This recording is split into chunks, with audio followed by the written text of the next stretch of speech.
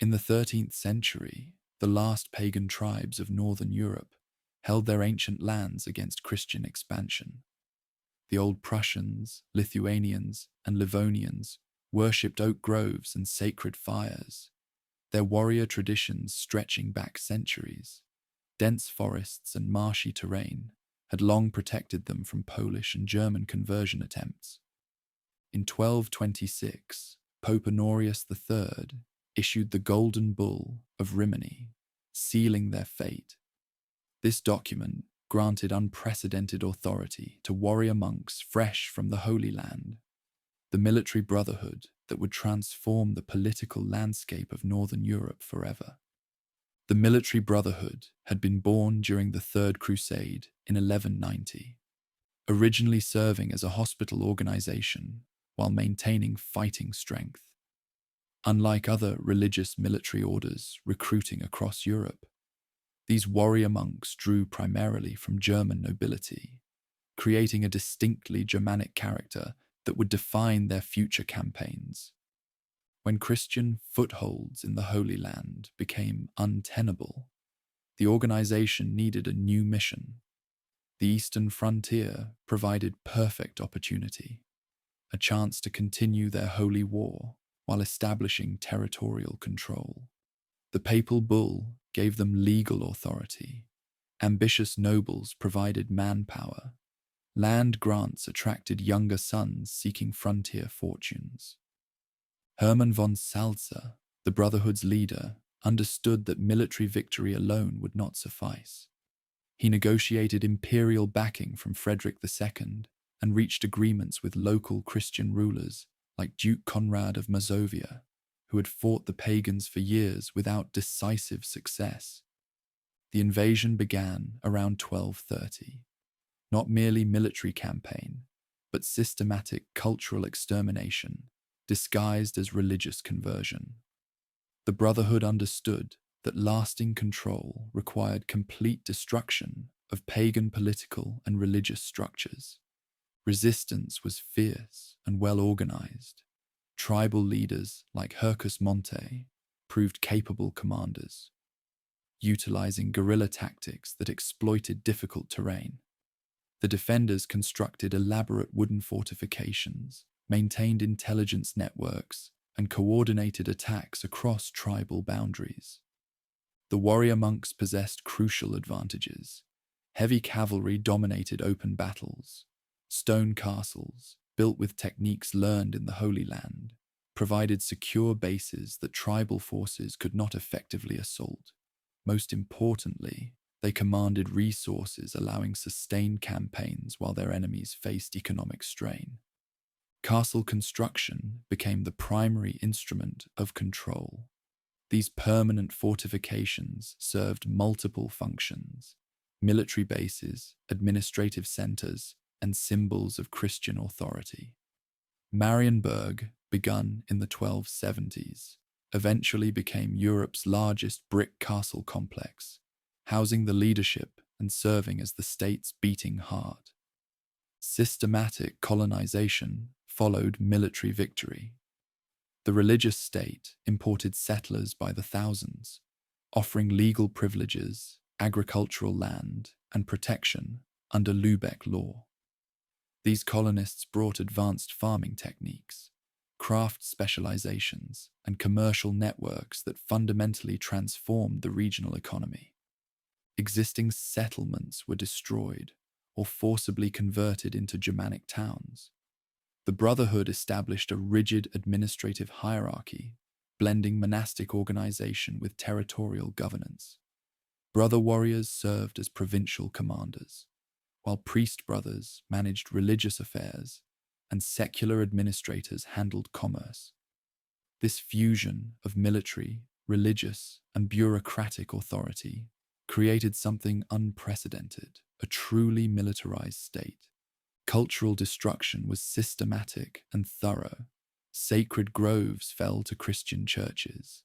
Indigenous laws and customs were forbidden, replaced by legal codes imported from the West. The native language was suppressed in favor of the colonizer's tongue, though it survived in remote areas for centuries. Traditional nobility either fled to Lithuania, converted and accepted subordinate roles, or died resisting. Trade became another instrument of expansion. The military state established commercial relationships with the Hanseatic League, that powerful confederation dominating regional commerce. These territories provided grain, timber, amber, and furs to Western European markets while importing manufactured goods and luxury items. By 1283, after more than 50 years of warfare, the last independent strongholds had fallen. The campaign was complete, though at enormous cost. Archaeological evidence suggests the indigenous population declined by as much as half during the period of subjugation and colonization. The state that emerged was unlike anything else in medieval Europe. Governed by the Statute of the Brotherhood, this military theocracy combined monastic rule, feudal hierarchy, and bureaucratic administration. The supreme leader wielded absolute authority, answerable only to the Pope and, theoretically, to the Holy Roman Emperor. Territorial expansion continued beyond the original conquest. The warrior monks seized Livonia, modern Latvia and Estonia, extended influence into Lithuania, and established footholds in Finland. At its height, these territories stretched from the Vistula River to the Gulf of Finland, controlling crucial trade routes between Western Europe and Russia. However, success contained the seeds of eventual downfall. As the religious state accumulated wealth and territory, it attracted dangerous attention. Poland and Lithuania, initially supportive or neutral toward the campaign against pagans, began viewing the militarized theocracy as a threat to their own interests. Lithuanian ruler Gediminas proved particularly troublesome. Rather than face inevitable subjugation, he began calculated conversion to Christianity while maintaining independence. This diplomatic masterstroke deprived the military brotherhood of its primary justification for expansion, converting pagans, while creating a powerful Christian rival on their eastern border. Relations with Poland also deteriorated as territories expanded. Disputes over Pomerelia and other border regions escalated into open warfare. Claims to be defending Christendom rang increasingly hollow when their primary enemies were fellow Christians.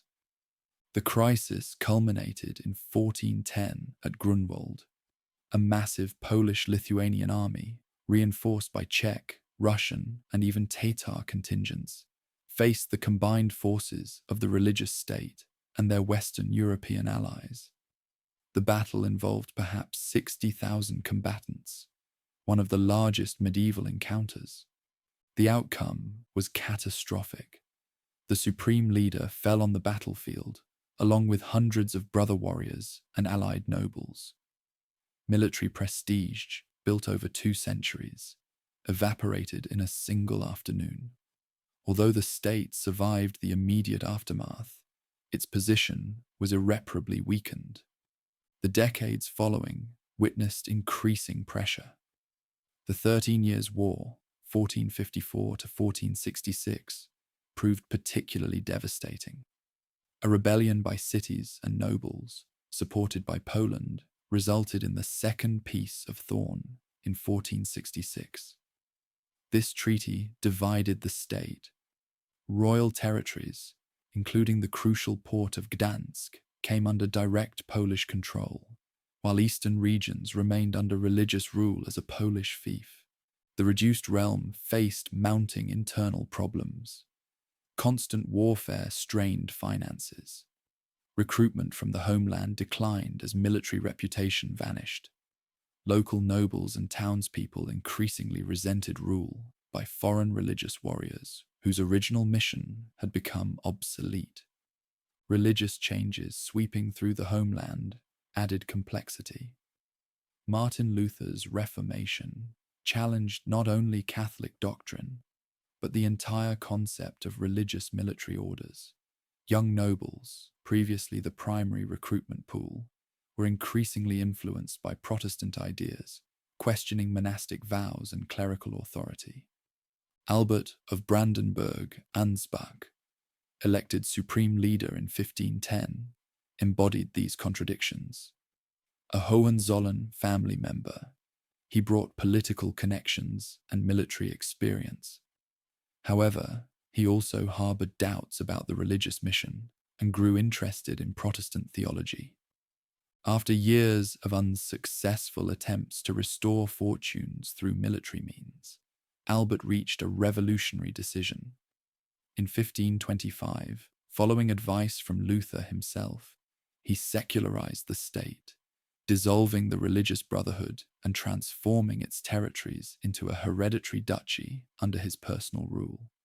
The transformation was remarkable in its completeness. Albert married, formally abandoning religious vows. He accepted nominal overlordship of his uncle, King Sigismund I of Poland, becoming Duke of the new realm. The duchy was born, a Protestant vassal state carved from the remnants of a Catholic military brotherhood. This secularization represented more than governmental change. It marked the birth of a political entity that would eventually dominate Northern Europe. Administrative systems, military traditions, and territorial boundaries, established by the religious warriors, provided the foundation upon which the Hohenzollern dynasty would build their future empire. The duchy retained many characteristics inherited from its predecessor. The state maintained centralized control over vast territories. Military service remained a noble obligation. Bureaucratic administration, originally developed to manage the Brotherhood's complex holdings, continued under secular leadership. Most importantly, the concept of service to the state, whether religious organization or ducal authority, remained deeply embedded in political culture. Albert's Protestant conversion also aligned the realm with broader currents of religious change sweeping through Northern Europe. This religious orientation would prove crucial in future decades, as Protestant solidarity provided diplomatic and military advantages in an increasingly polarized Christian world. The new duchy faced immediate challenges. Poland retained ultimate sovereignty, limiting independence. The Lutheran Reformation, while providing religious legitimacy, created tensions with Catholic neighbors. Economic disruption caused by decades of warfare required careful management to restore prosperity. Yet within these constraints, the seeds of future greatness were already visible. The Hohenzollern dynasty brought political ambitions extending far beyond the eastern shores. Administrative and military traditions inherited from the warrior monks provided tools for effective governance. Protestant religious orientation connected the realm to powerful allies in the Holy Roman Empire. As Duke Albert consolidated his new domain, few could have predicted that this modest Protestant duchy, born from the ashes of a failed religious campaign, would eventually challenge the greatest powers of Europe for continental dominance. The transformation from religious warriors to secular dukes was complete, but the story of rise was just beginning. The legacy of the religious period would resonate through history for centuries to come. The militarized state bureaucracy, the emphasis on service over privilege, the systematic approach to territorial administration, and the fusion of military and civilian authority. All these characteristics that would later define efficiency traced their origins to the warrior monks who first carved a state from the wilderness. From the monasteries and castles of the medieval brotherhood to the parade grounds and ministries of modern times, a direct line of institutional and cultural continuity connected the brother warriors of Marienburg to the officer bureaucrats of Berlin. The religious experiment in militarized governance had ended, but its influence on European statecraft was only beginning. While the warrior monks carved their state from the eastern wilderness, a very different political drama was unfolding hundreds of miles to the west. In the sandy plains and pine forests of the Mark Brandenburg, around the modest town of Berlin, another foundation stone of future greatness was being laid. This was a land of poor soil and scattered settlements, seemingly destined for permanent insignificance in the complex mosaic of the Holy Roman Empire. The Mark had been a frontier territory since Charlemagne's time, established to hold back Slavic tribes and extend Christian authority eastward. For centuries, it remained what it had always been, a border province of middling importance, valuable mainly for its strategic position, controlling river crossings and trade routes between the Rhineland and Poland. Its rulers, the Ascanian dynasty, had governed competently, but without great ambition, content to manage their modest inheritance. That changed in 1415, when the last Ascanian died without heirs, plunging the territory into a succession crisis that would reshape northern European politics. The Holy Roman Emperor Sigismund faced a delicate decision. The Mark's strategic location made its loyalty crucial, but the region's poverty made it an unattractive prize for the realm's greater nobles. He needed a ruler ambitious enough to develop the territory, but loyal enough to remain trustworthy. His choice fell upon Frederick von Hohenzollern, Burgrave of Nuremberg. This ancient family from southern Germany had served the realm faithfully for generations as skilled administrators. They possessed political acumen, financial resources, and most importantly, proven loyalty to imperial authority. Friedrich's appointment as elector marked the beginning of a dynasty that would eventually challenge the Habsburgs themselves. The new prince-elector faced immediate challenges.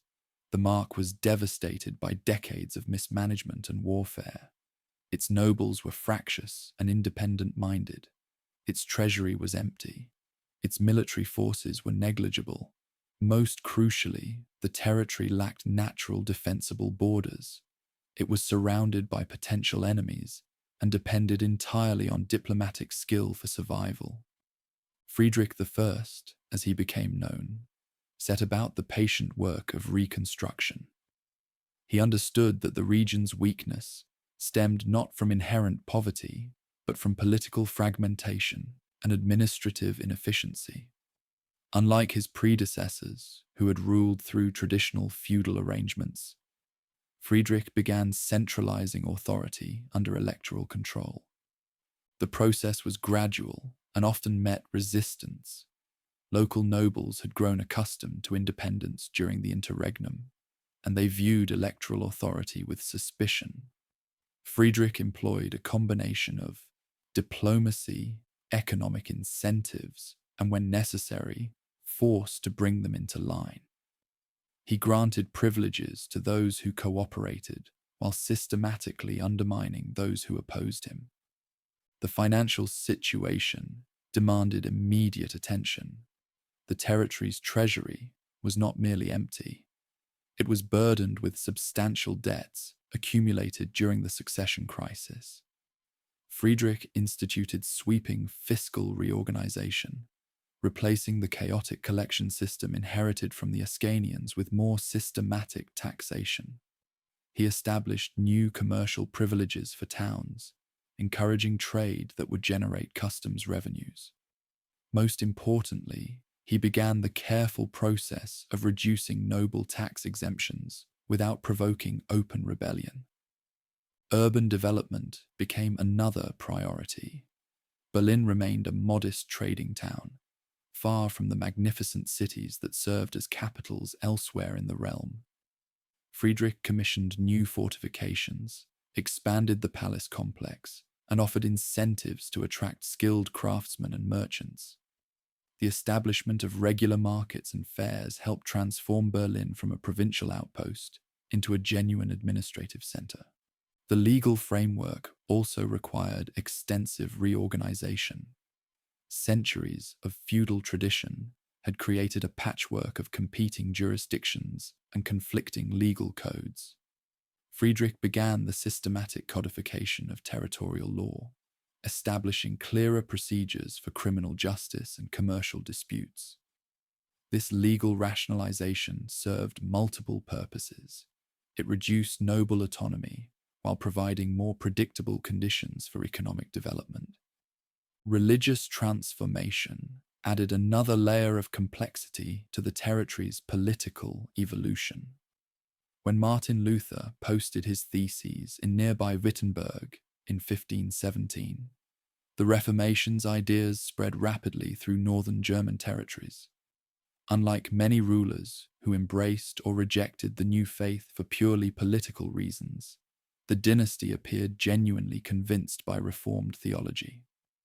Prince-Elector Joachim II formally converted the Mark to Lutheranism in 1539, a decision that aligned the territory with powerful Reformed princes while creating tensions with Catholic neighbours.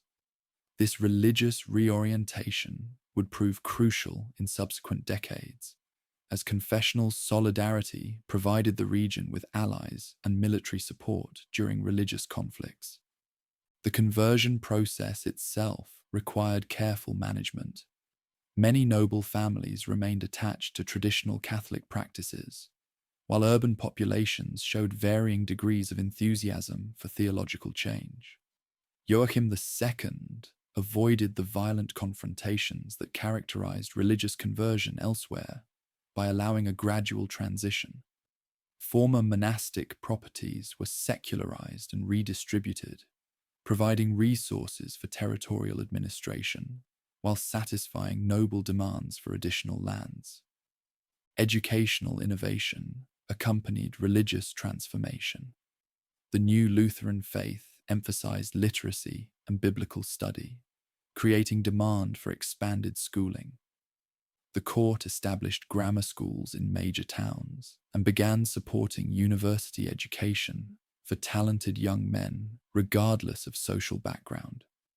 This educational expansion would prove crucial in developing the administrative talent needed for territorial modernization. The Dispositio Achillea, promulgated in 1473, represented perhaps the most important legal innovation of early dynastic rule. This family law established strict primogeniture succession, ensuring that the mark would remain unified under a single ruler rather than being divided among multiple heirs, as was common in German territories. While seemingly a minor administrative detail, this law prevented the territorial fragmentation that weakened so many other states. The succession law also established clear procedures for regency during minority rule, preventing the power struggles that often accompanied disputed successions. It required the heir apparent to receive systematic education in statecraft and military affairs. Most importantly, it created legal mechanisms for removing incompetent rulers, ensuring that dynastic accidents could not permanently damage territorial interests. Strategic marriages became another instrument of expansion. The family demonstrated remarkable skill at identifying advantageous matrimonial opportunities, often securing connections with more powerful dynasties while positioning themselves to inherit distant territories.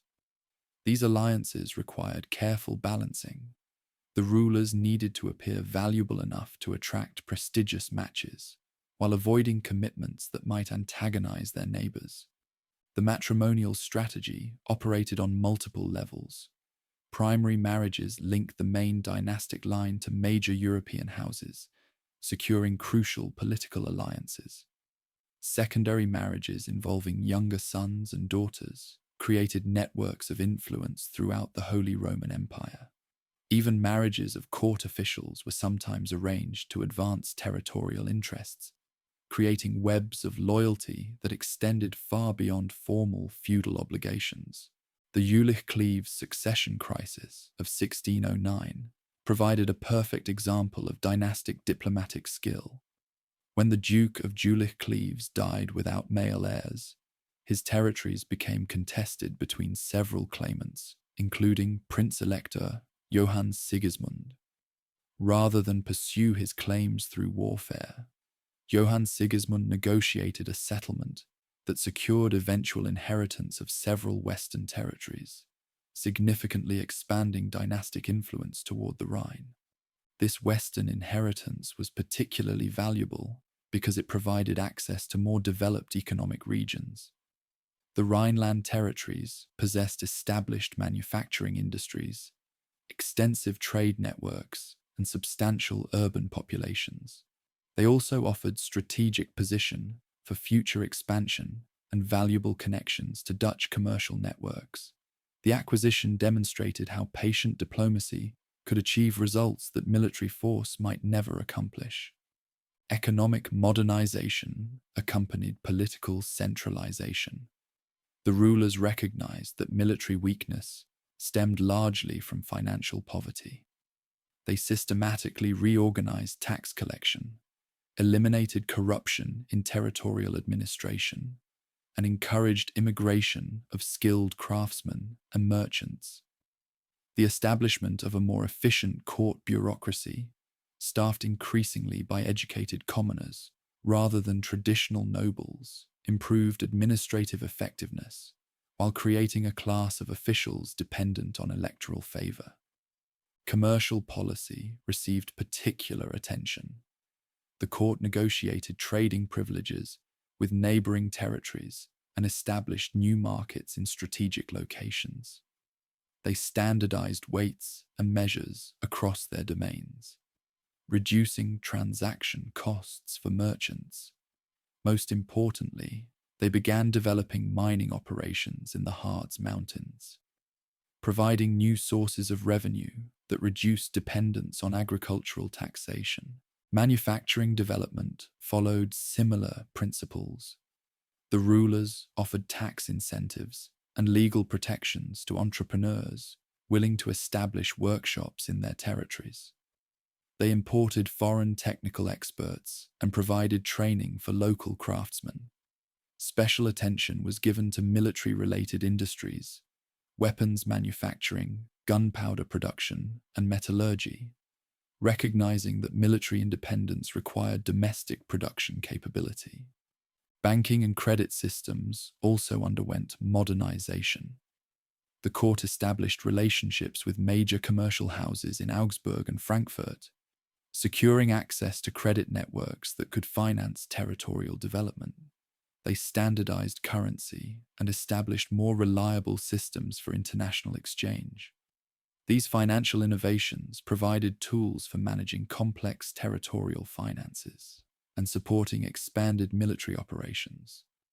Military transformation proceeded more slowly, but followed similar principles.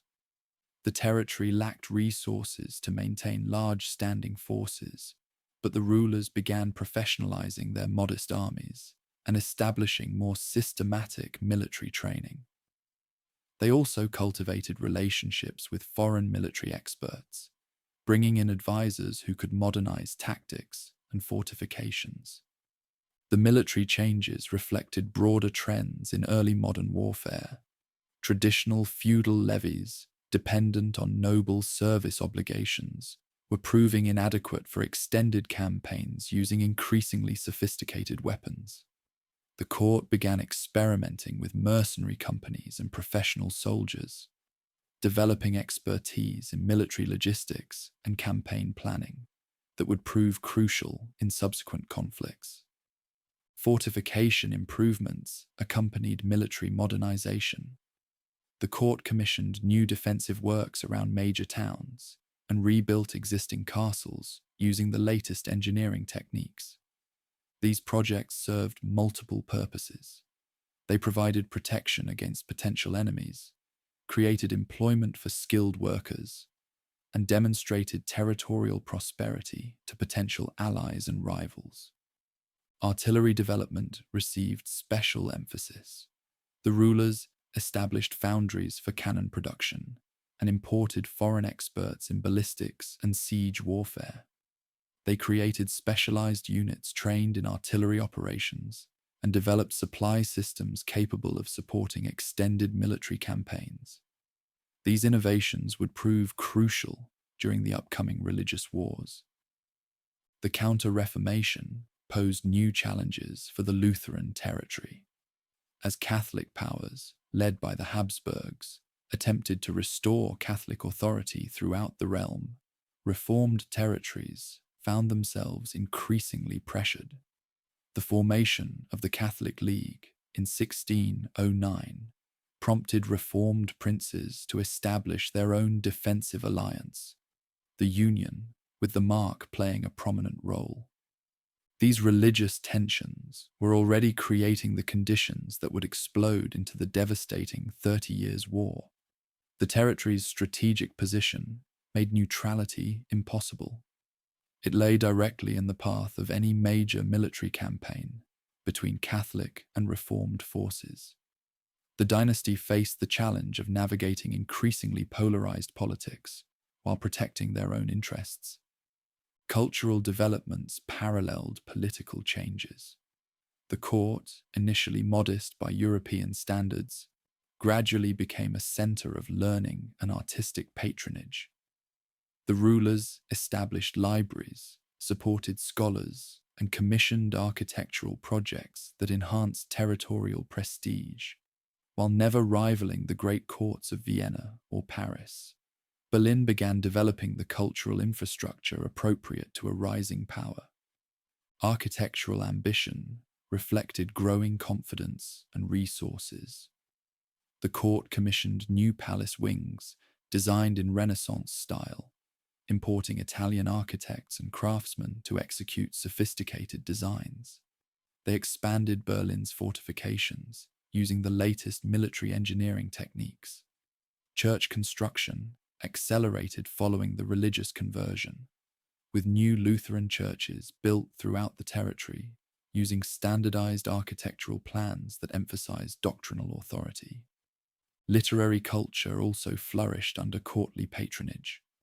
The rulers supported poets, historians, and theologians who could enhance territorial reputation while advancing reformed theological positions. They established printing presses and supported book production, recognizing that intellectual influence could supplement military and diplomatic power. Court chronicles and historical works began presenting dynastic achievements in ways that emphasized legitimacy and divine favor. Artistic patronage extended beyond literature to include painting, sculpture, and decorative arts. The court commissioned portraits that emphasized dynastic continuity and divine sanction. They collected works by established masters and supported local artists who could create appropriately magnificent ceremonial objects. These cultural investments served practical political purposes while reflecting genuine intellectual interests. The legal system also underwent systematic modernization. The rulers commissioned new law codes that harmonized local customs with Roman law principles while strengthening central authority. These legal innovations reduced the independence of local courts and established more uniform standards of justice throughout territorial domains. The creation of a professional legal bureaucracy, trained in university-educated jurisprudence, provided another tool for administrative centralization. Legal education became a particular focus of court attention. The rulers established scholarship programs that sent promising young men to study at major universities, particularly those with strong law faculties. They recruited legal experts from other territories and provided incentives for establishing legal practices within their domains. This investment in legal expertise would prove crucial as territorial administration became more complex, and international negotiations required sophisticated diplomatic skills. Commercial law received special attention as trade expanded. The court established standardized commercial codes that reduced uncertainty for merchants and encouraged expanded economic activity. They created specialized courts for handling commercial disputes and developed expertise in international commercial law. These legal innovations supported economic development while demonstrating administrative sophistication to potential trading partners. Criminal justice also underwent systematic revision. The rulers established clearer procedures for criminal prosecution and standardized punishments for various offenses. They reduced reliance on traditional methods like trial by ordeal, while expanding use of evidence-based prosecution. Most importantly, they asserted greater territorial control over criminal justice, reducing noble jurisdiction while expanding central authority. By 1600, the Mark had been transformed from a peripheral territory into one of the more significant reformed regions within the Holy Roman Empire. The dynasty had demonstrated remarkable political skill, turning apparent weaknesses into sources of strength. Their Lutheran faith connected them to powerful allies. Their administrative efficiency attracted skilled personnel. Their diplomatic flexibility allowed them to navigate complex politics successfully. However, the greatest test lay ahead. The religious and political tensions that had been building throughout the 16th century were about to explode into European war. The 30 Years' War would devastate much of Central Europe, but it would also provide opportunities for ambitious rulers willing to take calculated risks. The dynasty had spent 2 centuries preparing for such an opportunity. The personal union with ducal territories in the east, achieved through Johann Sigismund's inheritance in 1618, created new possibilities and new challenges. For the first time, the family controlled territories outside the Holy Roman Empire, lands that were technically subject to Polish overlordship but practically independent. This eastern inheritance would prove crucial in subsequent decades, providing resources and strategic flexibility that purely internal territories could not offer. The inheritance came through Johann Sigismund's marriage to Anna, daughter of the last Duke of the Eastern Territories. This matrimonial alliance had been negotiated decades earlier as part of the family's broader strategy of positioning themselves for territorial expansion through dynastic connections. The timing of the inheritance, coinciding with the outbreak of European religious war, would prove remarkably fortuitous. The Eastern Territories brought substantial advantages despite their formal subordination to Polish authority. They possessed different legal traditions that offered greater princely autonomy. Their location outside the empire meant they were less subject to Habsburg interference. Most importantly, they provided access to different alliance systems and military resources that could supplement Western territorial capabilities. As religious war engulfed the empire, the Mark found itself positioned at the center of European politics. The dynasty's careful accumulation of political capital, administrative expertise, and military capability was about to be tested in the crucible of international conflict. The modest territory that had attracted little attention for centuries was ready to emerge as a major player in European affairs. The foundations laid during these 2 centuries of patient development, administrative centralization, Lutheran identity, strategic marriages, economic modernization, and diplomatic flexibility would prove crucial in the trials ahead. The dynasty had transformed the Mark from a peripheral territory into a significant regional power. Now they would discover whether their achievements could survive the greatest test that early modern Europe could provide. Standing at the threshold of the 30 Years' War, the territory possessed something that many more powerful regions lacked: institutional coherence and dynastic unity. The Dispositio Aquilia had prevented territorial fragmentation. Lutheran faith had provided reliable allies. Administrative modernization had created efficient governance. Strategic marriages had expanded territorial holdings. Most importantly, nearly 2 centuries of careful political development had forged a state capable of acting decisively when opportunities arose. The financial foundations were particularly solid. Unlike many German territories that entered the war period with empty treasuries and chaotic fiscal systems, The mark possessed systematic taxation, efficient collection mechanisms, and established credit relationships. These financial resources would prove crucial in sustaining military operations during the prolonged conflicts ahead.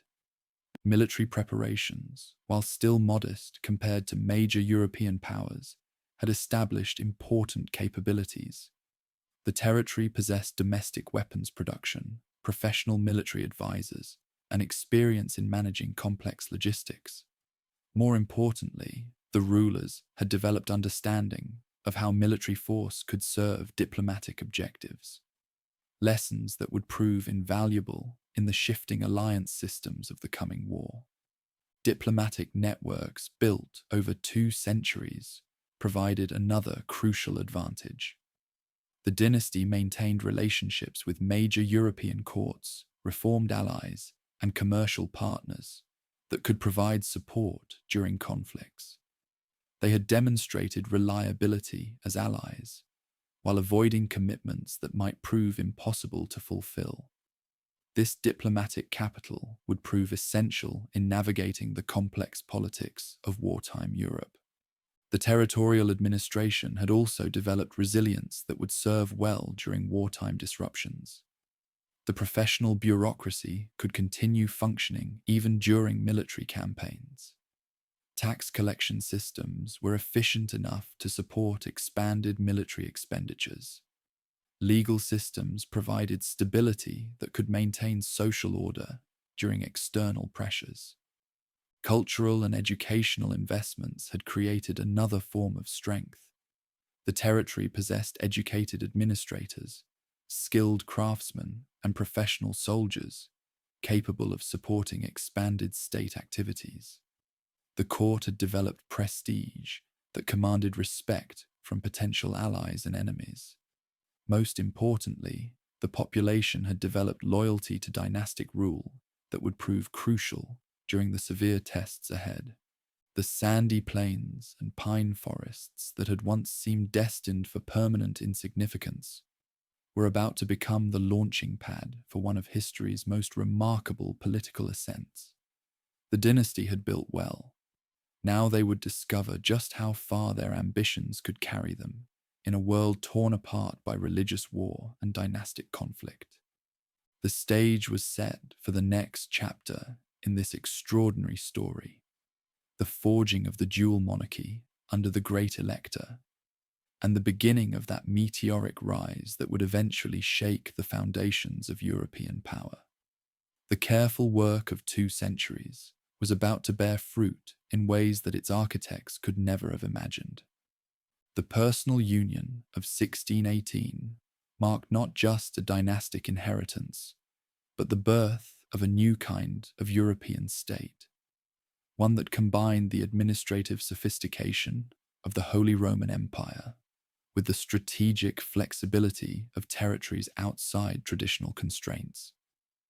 This hybrid character would prove crucial in the decades ahead, allowing the emerging state to exploit opportunities that purely internal or external territories could not access. As the first shots of the 30 Years' War echoed across Central Europe, the mark stood ready to seize its moment. The transformation from marginal territory to significant power was complete. The foundations of future greatness had been laid with remarkable skill and patience. Now came the test of whether those foundations could support the weight of European ambition. The personal union that bound the mark to the Eastern Duchy coincided with one of the most catastrophic conflicts in European history. As the 30 Years' War erupted across the German states, the newly combined realms faced an immediate test that would either forge them into a unified power or tear them apart completely. The young ruler, barely 20 when he inherited this precarious dual inheritance, confronted challenges that would have overwhelmed leaders twice his age and experience. The war had already been raging for 2 decades when the great elector assumed power. What began as a religious conflict between Catholic and Reformed forces had evolved into a savage struggle for European dominance, drawing in every major power from Sweden to Spain. The German lands lay at the center of this maelstrom, their populations devastated by roving armies that lived off the regions they claimed to protect. The mark itself bore terrible scars from the conflict. Foreign armies had crisscrossed its provinces repeatedly, leaving behind burned villages, ruined harvests, and traumatized populations. Traditional estimates suggest the region lost half its population during the war, though recent scholarship indicates the devastation, while severe, may have been somewhat less catastrophic. Regardless of precise numbers, the new sovereign inherited a realm that desperately needed reconstruction and protection. The Eastern Duchy presented different challenges. While formerly under Polish suzerainty, it had maintained greater autonomy during the war years. Its landed elite were proud and independent, unaccustomed to taking orders from distant rulers in Berlin. Many spoke Polish or Lithuanian rather than German, and maintained closer ties to Warsaw than to their nominal sovereign. Integrating these lands into a unified polity would require extraordinary skill and patience. The elector possessed qualities that seemed almost designed for this moment of crisis. Unlike many contemporary princes who delegated authority to ministers while focusing on ceremonial duties, he involved himself directly in every aspect of rule. He spoke multiple languages, understood complex legal and financial questions, and demonstrated remarkable energy in pursuing his objectives. Most importantly, he possessed the vision necessary to transform crisis into opportunity. The defense situation demanded immediate attention. The dual domains possessed no unified command structure, no standardized equipment, and no reliable system for raising troops. Foreign armies could cross their borders almost at will, demanding tribute and supplies that further impoverished the population. Traditional feudal levies had proven completely inadequate for modern warfare, while mercenary companies were both expensive and unreliable. The elector's solution was revolutionary for its time and place. Rather than relying on aristocratic service obligations or temporary mercenary contracts, he began creating a permanent armed force directly under his command. This standing army would be funded through regular taxation, equipped with standardized weapons, and trained according to uniform procedures. The innovation represented a fundamental shift in the relationship between ruler and ruled, requiring new forms of revenue collection and organization. The financial foundations for this transformation required equally dramatic changes. Traditional revenue sources, feudal dues, customs duties, and occasional grants from assemblies, were completely inadequate for supporting regular soldiers. The ruler instituted the first systematic direct taxation in his domains, establishing the General War Commissariat to assess, collect, and manage these new revenues. This fiscal revolution met fierce resistance from assemblies accustomed to controlling the purse strings. The estates argued that direct taxation violated ancient privileges and threatened the traditional balance between ruler and aristocracy. The elector responded with a combination of negotiation, pressure, and calculated concessions that gradually wore down opposition while establishing the precedent for regular revenue collection. The machinery necessary for this expanded activity required trained officials rather than traditional court attendants. The ruler began recruiting educated commoners, often university graduates with legal training, to staff his emerging apparatus. These men owed their positions to royal favor rather than birth, creating a class of officials whose loyalty focused on the crown rather than traditional feudal bonds. Urban development accompanied military and fiscal innovation. Berlin required expansion and fortification to serve as an effective capital for the enlarged domains. The Elector commissioned new defensive works designed according to the latest engineering principles. He also encouraged immigration, offering religious tolerance and incentives to skilled craftsmen and merchants who could contribute to prosperity. The Huguenot immigration represented perhaps the most successful of these settlement policies. When Louis XIV revoked the Edict of Nantes, the ruler immediately offered refuge to French Reformed refugees. Approximately 20,000 Huguenots eventually settled in his domains, bringing valuable skills in manufacturing, commerce, and warfare. Their contributions to development and cultural sophistication proved immeasurable. Religious policy more broadly reflected the elector's pragmatic approach to rule. While personally committed to Reformed theology, he recognized that religious diversity could be turned to advantage rather than treated as a problem. He offered protection to various Reformed groups while maintaining relationships with Catholic powers when political necessity required. This flexibility in religious matters would become a hallmark of subsequent policy. Foreign relations required even greater sophistication than domestic policy. The emerging power lacked the armed strength to pursue independent international policy, yet its position made neutrality impossible. The ruler developed an approach that modern historians call alliance switching, carefully timing reversals to maximize advantage while minimizing exposure to retaliation. The technique proved remarkably effective during the war's final phases.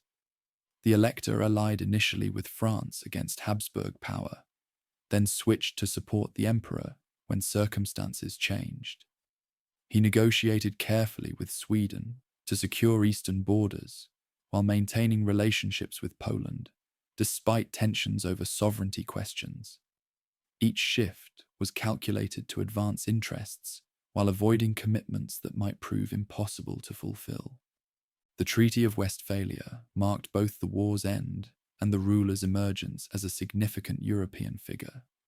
The peace settlement recognized his sovereignty over the eastern lands, formally ending Polish suzerainty and creating a truly independent dual monarchy. The negotiations also demonstrated his growing influence within the Holy Roman Empire and his ability to balance between competing great powers. The post-war reconstruction presented opportunities as well as challenges. Devastated regions required systematic rebuilding, but depopulation also meant that traditional social structures had been disrupted. The Elector used this disruption to advance centralization and social reform. He encouraged agricultural innovation, supported urban reconstruction, and promoted manufacturing development that would reduce dependence on foreign imports. Armed forces development continued during the peace years. The ruler understood that international gains required backing by force, and he steadily expanded his regular troops while improving their training and equipment.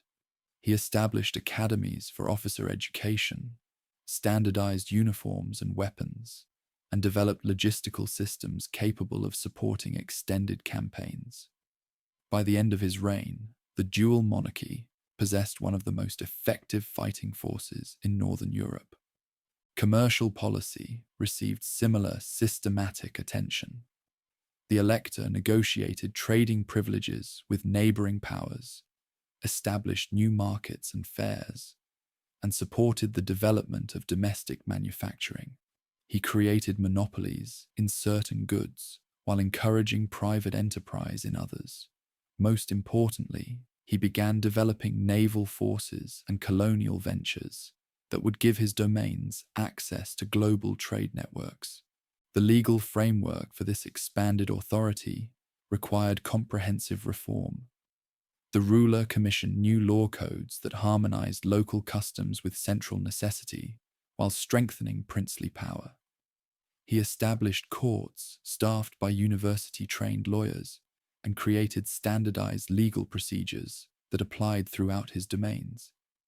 These innovations reduced aristocratic jurisdiction while providing more predictable conditions for development. Educational development supported these broader efforts. The Elector expanded support for schools and universities, recognizing that effective rule required educated personnel.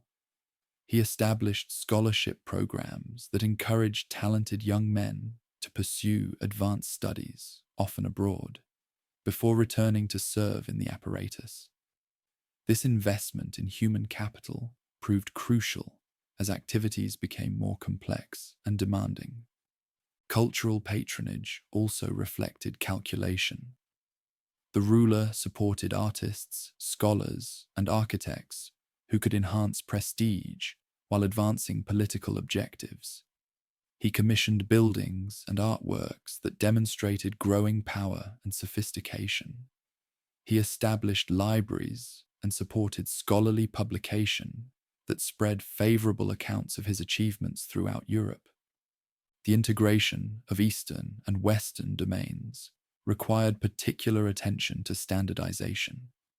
Different legal traditions, languages, and customs had to be harmonized without provoking resistance from local elites.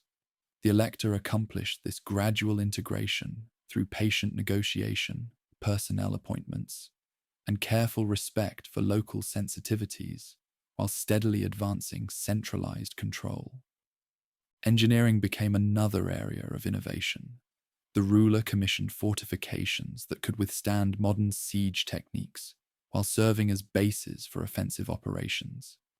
He imported foreign experts in artillery and fortification design while training domestic engineers who could maintain and improve these defensive systems. The resulting network of fortified positions gave his domains depth that compensated for their geographic vulnerability. Urban planning reflected both defensive necessity and cultural ambition. The Elector redesigned Berlin according to contemporary European models, while incorporating specific features suited to local conditions. He established specialized districts for different activities, created public spaces that demonstrated royal authority, and commissioned residential areas that could attract wealthy merchants and skilled craftsmen.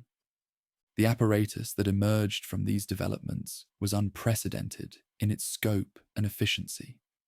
The Elector created specialized departments for defense, finance, justice, and development.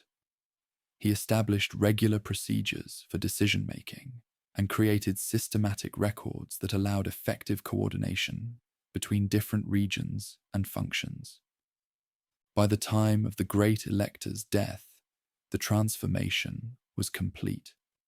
The weak and divided domains he had inherited had been forged into a unified power capable of independent action in European affairs. The standing army provided security, while the trained officials ensured effective rule. The diversified economy supported expanded activities, while the international network provided access to opportunities. The achievement represented more than successful rebuilding.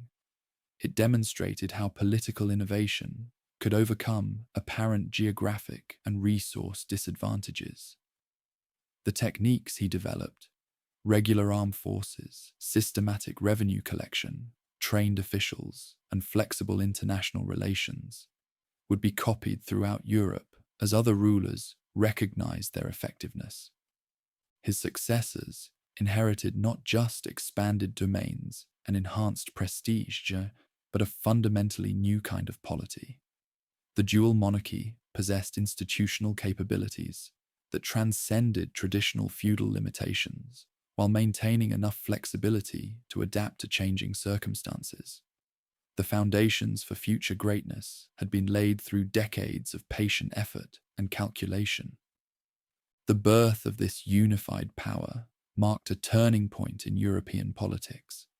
A new force had emerged in the north, one that combined the sophistication of Western European governance with the advantages of Eastern expansion.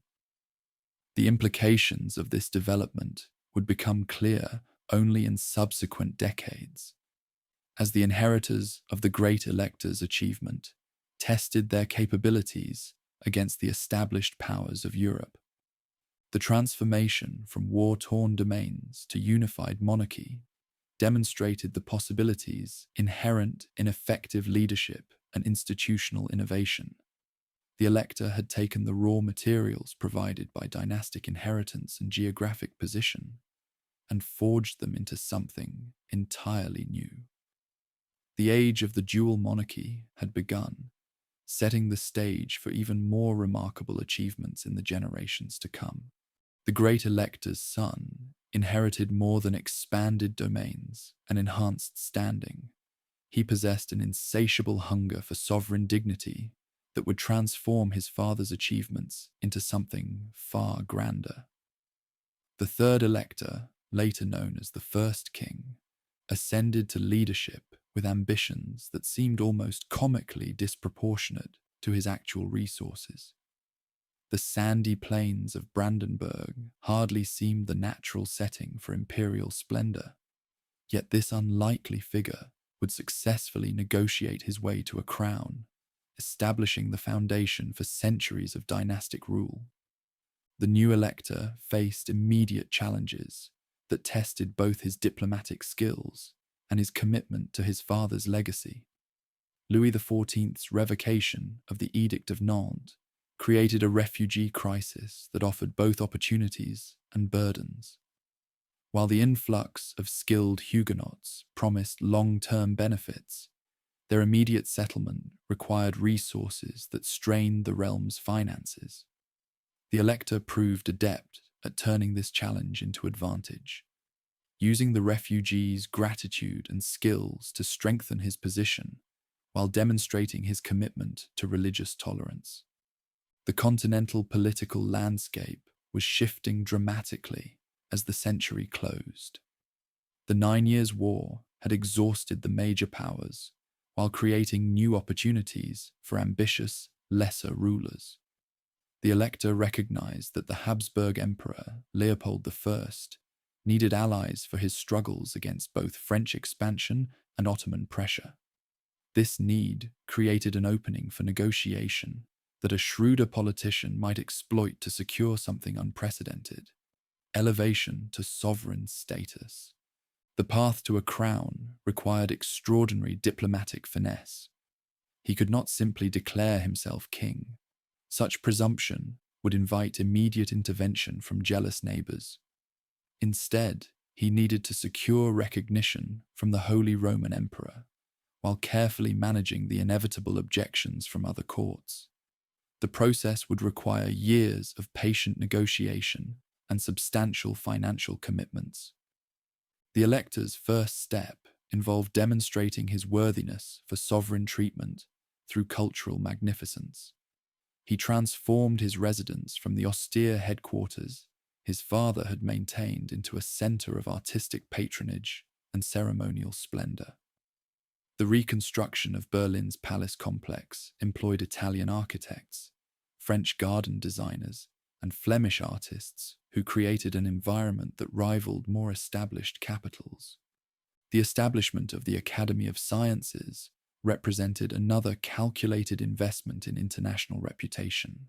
The Elector recruited the philosopher Gottfried Wilhelm Leibniz to lead this institution, attracting scholarly attention while demonstrating the intellectual sophistication appropriate to sovereign status.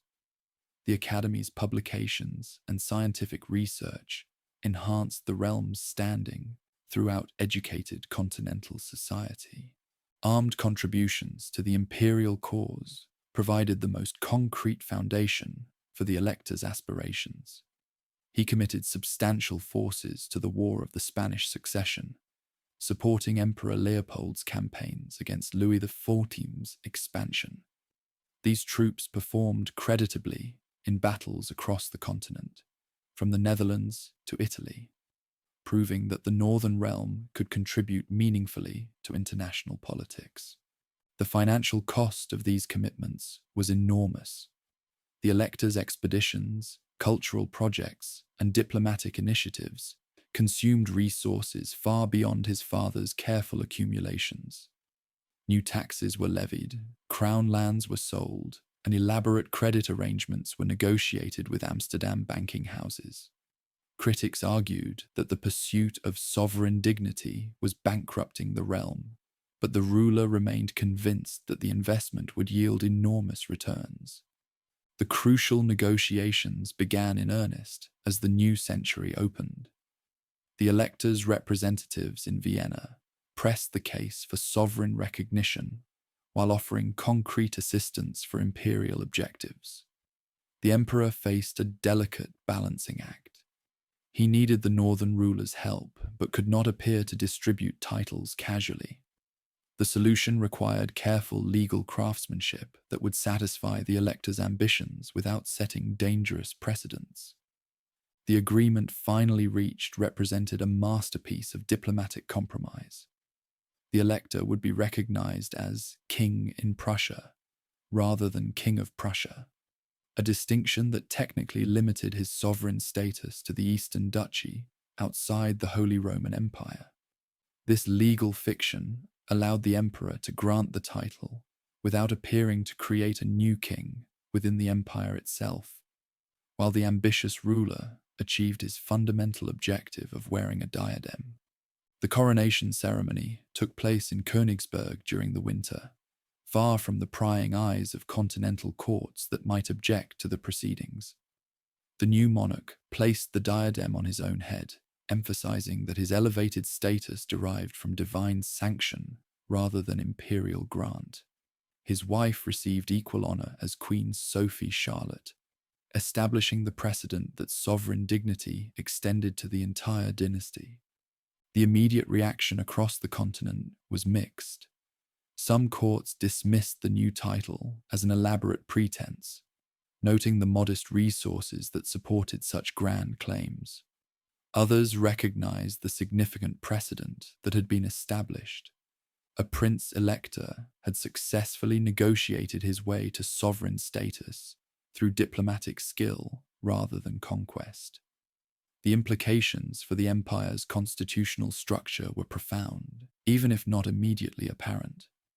The first king devoted the remainder of his reign to consolidating and legitimizing his achievement.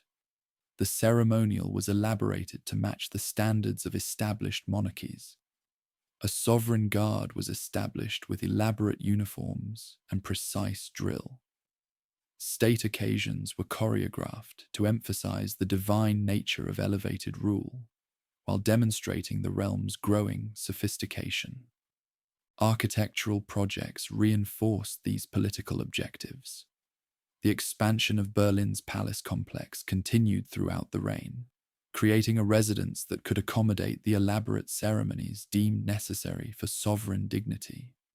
New churches, public buildings, and residential quarters transformed Berlin from a provincial capital into a genuine seat of majesty. The cultural investments initiated during the pursuit of the title continued to yield dividends. The Academy of Sciences attracted scholars from across the continent, while the residence became a center for musical and theatrical performances. Artists and craftsmen found generous patronage, creating works that enhanced the realm's reputation while providing employment for skilled workers. Religious policy remained pragmatic despite the new elevated status. The monarch maintained his father's commitment to tolerance while using religious questions to advance political objectives. The settlement of religious refugees continued, bringing valuable skills and international connections. Church construction and religious education were supported as means of strengthening social cohesion while demonstrating pious devotion. Armed development reflected the dual priorities of international ambition and domestic security. The forces were expanded and professionalized, with particular attention to ceremonial aspects that reinforced sovereign dignity. Officer training was systematized, creating a professional corps that could command respect on continental battlefields while maintaining internal order. The financial burden of sovereign magnificence created persistent problems that would plague successors. The elaborate residence, ambitious building projects, and extensive commitments consumed resources faster than the realm's modest economy could generate them. Creative financing through loans, taxes, and extraordinary levies kept the apparatus functioning, but at considerable cost to long-term fiscal stability. Commercial development received attention as a means of strengthening the foundations of elevated rule. New trading privileges were negotiated. Manufacturing was encouraged through subsidies and privileges, and infrastructure projects connected remote regions to the emerging capital. These efforts showed promise, but required sustained investment over decades to yield substantial returns. The colonial ventures initiated during this period reflected both ambition and practical necessity. A small African trading post was established, while negotiations began for Caribbean settlements. These overseas enterprises never achieved the scale of larger continental colonial empires, but demonstrated the global reach appropriate to sovereign status. Educational initiatives supported the broader project of legitimization. Schools were expanded, scholarship programs were established, and efforts were made to create an educated class capable of supporting the complex apparatus of governance. The emphasis on education reflected both practical needs and the Enlightenment ideals that were beginning to influence political thought. Legal reforms continued the centralization process begun under the Great Elector. Sovereign control was asserted more systematically, while local privileges were gradually reduced through patient negotiation and legal innovation. The creation of a unified legal system throughout the domains strengthened central direction while providing more predictable conditions for development. The first king died, knowing that his most important achievement was secure. The title had been recognized by the major continental powers. The dynasty's standing had been enormously enhanced, and the institutional foundations for continued greatness had been strengthened. However, he also left behind enormous debts and an apparatus that consumed resources at an unsustainable rate. The succession of his son marked the beginning of a very different approach to elevated rule. Where the first king had emphasized splendor and magnificence, his heir would focus on efficiency and armed strength. The contrast between father and son could hardly have been more dramatic, yet both contributed essential elements to the realm's development. The soldier king, as the new ruler became known, inherited a title that commanded continental respect, but an economy strained by his father's ambitions.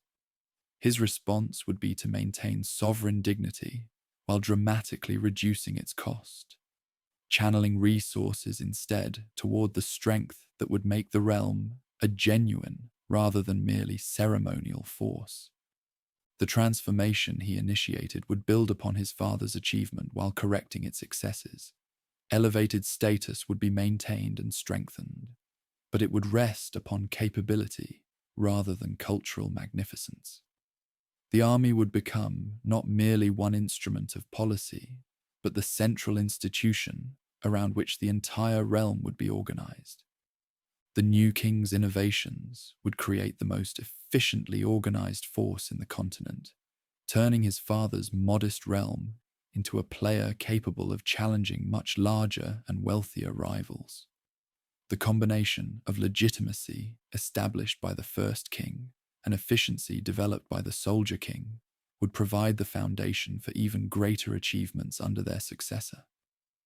The creation of the title had been the first crucial step in transforming the Great Elector's dual holdings into a continental great force. The sovereign status provided the legitimacy and standing necessary for ambitious international policies, while the institutional developments of the first reign created the apparatus needed to sustain complex governmental activities. The stage was now set for the revolution that would make the realm truly formidable. Looking back, the first king's achievement appears even more remarkable for its audacity and its ultimate success. He had transformed a collection of scattered territories into a recognized sovereign entity through diplomatic skill, cultural investment, and sheer determination. The diadem he won would prove to be not merely a symbol, but a crucial tool for his successors' even greater ambitions. The realm born in the marshes of eastern lands would eventually challenge the greatest forces of the continent, but that future remained hidden as the Soldier King assumed the title his father had won.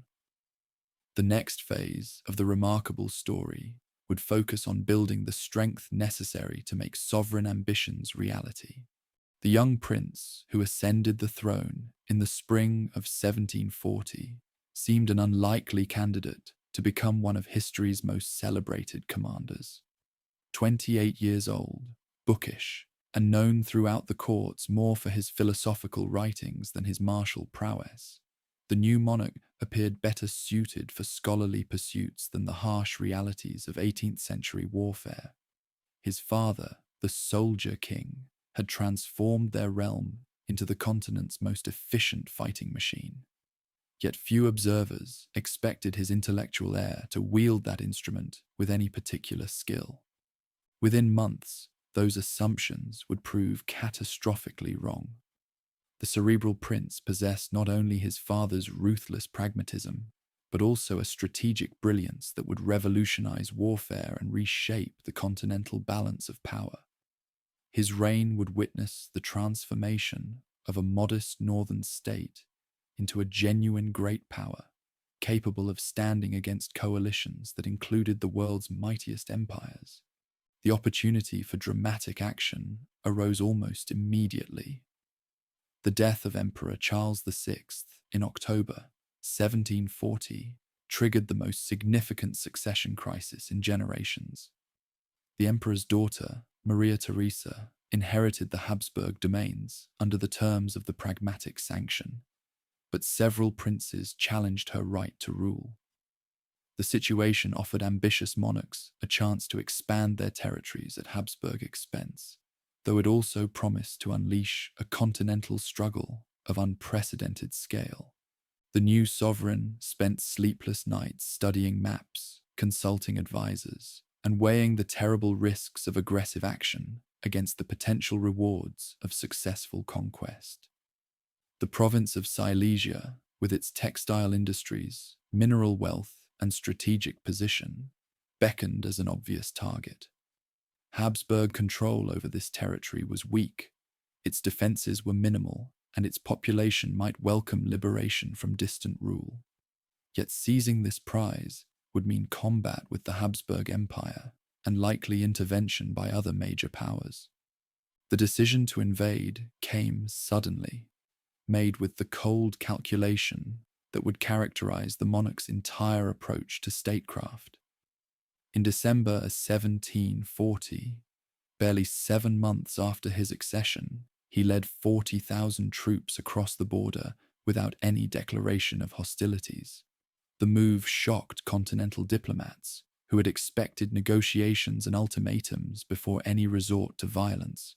Instead, the young king chose surprise attack as his opening gambit in what would become a decades-long struggle for dominance. The initial campaign unfolded with stunning success. Cities opened their gates to the invading troops, welcoming what appeared to be liberation from distant rule. The Habsburg garrison, caught completely unprepared, offered only token resistance before withdrawing to fortified positions.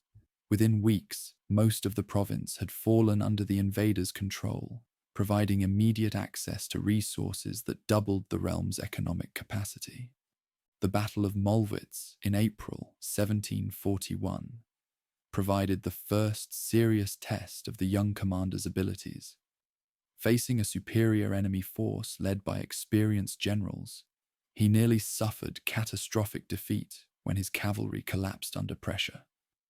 Only the disciplined volleys of his infantry, trained to perfection by his father's drill masters, saved the day. The narrow victory taught crucial lessons about the importance of combined arms tactics and the deadly effectiveness of coordinated firepower. The conquest triggered exactly the continental struggle the invader had anticipated. France entered the hostilities against the Habsburgs, seeking to weaken their influence in Germany. Britain supported Maria Theresa with subsidies and naval power, hoping to prevent French dominance. Russia, Sweden, and various German princes chose sides based on their own territorial ambitions and traditional alliances. The War of Austrian Succession had begun, and it would rage for 8 years across multiple continents. The young commander's innovations became apparent as the struggle intensified. Traditional 18th century warfare emphasized methodical sieges and cautious maneuvering, with pitched battles avoided unless absolutely necessary. He reversed these priorities, seeking decisive encounters that could destroy enemy troops and end campaigns quickly. His soldiers moved faster than opponents expected, concentrated more rapidly than conventional wisdom suggested possible, and struck with a violence that overwhelmed traditional defensive preparations. The oblique order of battle became his signature tactical innovation. Instead of attacking enemy lines frontally along their entire length, he concentrated his strongest units against one flank while holding back or refusing the other. This technique allowed him to achieve local superiority even when outnumbered overall, crushing portions of hostile formations before their reserves could intervene effectively. The maneuver required precise timing and extraordinary discipline, but it transformed battlefield dynamics throughout the continent. The training methods inherited from his father proved crucial to these tactical innovations. The realm's infantry could load and fire faster than any other troops, delivering devastating volleys that shattered enemy formations. Their drill was so precise that complex maneuvers could be executed under fire, allowing rapid redeployment during battle. This combination of firepower and mobility gave the soldiers capabilities that no opponent could match. Artillery development received particular attention as campaigns progressed. The king commissioned lighter cannons that could keep pace with rapid infantry movements while maintaining the destructive power necessary for breakthrough operations. Artillery officers were trained to coordinate closely with infantry commanders, providing immediate fire support rather than merely bombarding fixed targets. These innovations created the first truly integrated combined arms system in continental warfare. The Treaty of Aix-la-Chapelle in 1748 confirmed the conquest while ending the first phase of the struggle. Maria Theresa retained most of her inheritance, but the loss of her wealthiest province represented a severe blow to Habsburg finances and prestige. The young conqueror had achieved his immediate objective, yet he understood that the Habsburgs would seek revenge at the first opportunity. The peace was merely an interlude before an even more dangerous confrontation. The intervening years were devoted to intensive preparation for the inevitable renewal of hostilities. The monarch expanded his troops, improved their training, and modernized their equipment. He also embarked on an ambitious program of domestic transformation, designed to strengthen the economic foundations of state power. Agricultural productivity was increased through improved techniques, manufacturing was encouraged through subsidies and privileges, and the legal system was modernized to provide more predictable conditions for development.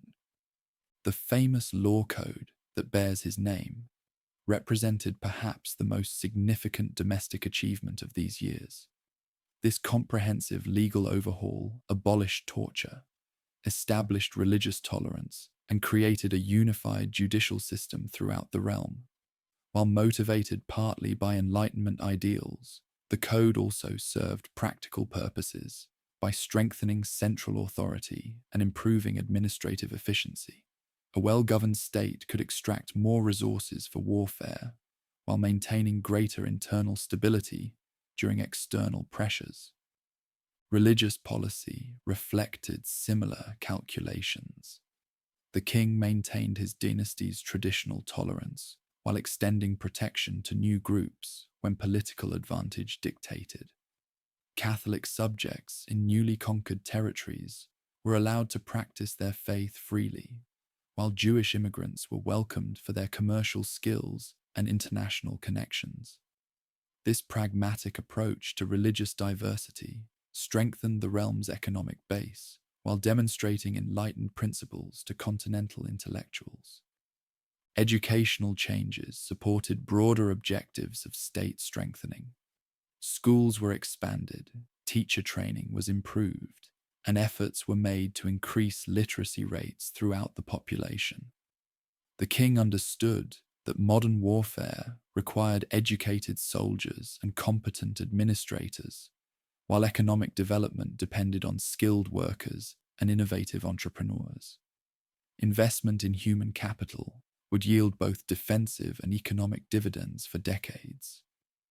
The diplomatic revolution that preceded the 7 Years' War caught many observers by surprise, but the astute monarch had anticipated the shifting alliances that would reshape continental politics. The Habsburg alliance with France reversed centuries of rivalry, while Britain's support for his realm reflected London's determination to prevent French dominance.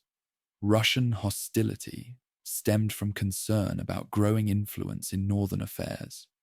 When hostilities resumed in 1756, the strategic situation had changed dramatically.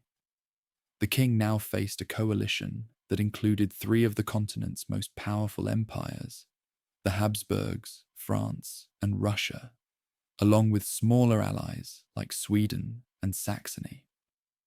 The odds seemed impossibly daunting, yet he possessed advantages that his enemies underestimated. His soldiers were the most professional troops on the continent, his treasury was full, and his strategic position in central Germany allowed rapid movement between threatened fronts. The 7 Years' War would test every aspect of the realm's strength and its sovereign's genius. Outnumbered by margins that sometimes reached 4-1, facing enemies on multiple fronts simultaneously, confronting the combined resources of empires whose populations dwarfed his own, he would need to achieve tactical miracles repeatedly merely to survive. The campaigns that followed would demonstrate whether the fighting machine built by his father and perfected by his own innovations could overcome seemingly impossible odds. The opening moves of the confrontation revealed both the opportunities and dangers of the strategic situation. The preemptive invasion of Saxony in 1756 secured a forward base and additional resources, but it also provided enemies with justification for their aggressive intentions. The swift conquest demonstrated the soldiers' capabilities while triggering the massive coalition that threatened the realm's very existence. The battles that followed, Rossbach, Leuthen, Zorndorf, Kunersdorf, would become legendary examples of tactical brilliance and strategic desperation. Each victory bought time and preserved independence, while each defeat brought the coalition closer to achieving its goal of dismembering the upstart state. The king's ability to recover from catastrophic losses, rebuild shattered formations, and continue fighting despite overwhelming odds would establish his reputation as one of history's greatest commanders. The economic strain of sustaining this prolonged struggle tested every innovation implemented during the peaceful interlude. Higher taxes, forced loans, currency manipulation, and foreign subsidies provided the resources necessary for continued resistance. The efficient administration inherited from his father and improved through his own efforts proved capable of extracting maximum resources from limited economic base. while maintaining domestic stability. The international situation gradually shifted in the realm's favour as the hostilities progressed. Britain's financial support proved crucial in sustaining operations, while divisions among the coalition members reduced their coordination and effectiveness. The death of Empress Elizabeth of Russia in 1762 brought a new leader to the throne who admired the defender and withdrew from the alliance. These diplomatic developments, combined with battlefield successes, eventually forced enemies to accept a negotiated settlement. The Treaty of Hubertusburg in 1763 confirmed the realm's retention of its prize, while ending 7 years of devastating hostilities. The survival and ultimate success of the small state against the combined might of 3 empires astonished continental observers and established its sovereign as a figure of international significance. The campaigns had demonstrated that tactical excellence, administrative efficiency, and strategic brilliance could overcome enormous disparities in size and resources. The final decades of the reign were devoted to consolidation and internal development rather than further territorial expansion. The monarch understood that his realm needed time to recover from the tremendous exertions of the recent struggles, while implementing changes that would strengthen its long-term position. The emphasis shifted from conquest to governance, from tactical innovation to domestic improvement. Agricultural development received particular attention as the foundation of economic strength. New crops were introduced, farming techniques were improved, and efforts were made to increase settlement in underpopulated regions. The famous potato cultivation program, initially resisted by suspicious peasants, eventually provided a more reliable food supply while reducing the risk of famine during harvest failures. Manufacturing development followed similar patterns of state encouragement and private initiative. Textile production was expanded to take advantage of new resources. Metallurgy was improved to support defensive needs, and luxury goods were produced for both domestic consumption and export markets.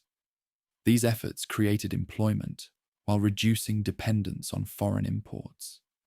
The legal and administrative changes initiated during the recent struggles were completed and refined during the peaceful decades that followed. The unified law code was fully implemented, judicial procedures were standardized, and efforts were made to reduce corruption and improve efficiency throughout the governmental apparatus. These innovations strengthened central authority while providing more predictable conditions for social development. Cultural achievements during these years reflected both personal interests and calculated policy objectives. The king's correspondence with Voltaire and other Enlightenment figures enhanced the realm's intellectual reputation while demonstrating progressive principles. Architectural projects beautified the capital while providing employment for skilled workers. The development of arts and sciences created cultural amenities that attracted talented individuals from throughout the continent. By the time of the monarch's death in 1786, the transformation was complete. The modest state he had inherited had become a recognized great power, capable of challenging much larger empires and influencing the course of continental politics. His tactical innovations had revolutionized warfare. His domestic changes had modernized governance, and his diplomatic skills had secured international recognition for his realm's elevated status. The legacy extended far beyond territorial gains or battlefield victories. The example of a small state achieving greatness through excellence rather than size inspired leaders throughout the continent while demonstrating the possibilities inherent in effective leadership and institutional innovation. The administrative methods, tactical techniques, and diplomatic strategies developed during these decades would influence continental statecraft for generations. Looking back over nearly half a century of rule, the achievement appears even more remarkable for its audacity and ultimate success. A young prince with no experience had transformed himself into one of history's greatest commanders, while building a state that would dominate northern politics for the next century. The foundations of future greatness had been laid through a combination of strategic vision, tactical brilliance, and administrative excellence that few leaders in any era have matched. The death of the legendary sovereign left his successors with an extraordinary inheritance, a realm that had punched far above its weight for nearly half a century, earning respect through tactical brilliance and administrative excellence. Yet this legacy also carried enormous burdens. The state's elevated status depended not on vast populations or abundant natural resources, but on institutional superiority and strategic acumen that proved difficult to maintain across generations. The rulers who followed would discover whether greatness built on excellence could survive without the genius that had created it. Frederick William II, nephew of the celebrated commander, assumed the throne with ambitious plans and a fundamentally different temperament from his predecessor. Where the brilliant tactician had been ascetic and calculating, the new ruler was pleasure-loving and impulsive. Where his uncle had carefully husbanded resources for strategic objectives, the heir embraced expensive court ceremonies and costly foreign adventures. The contrast would prove fateful for both the dynasty and the realm.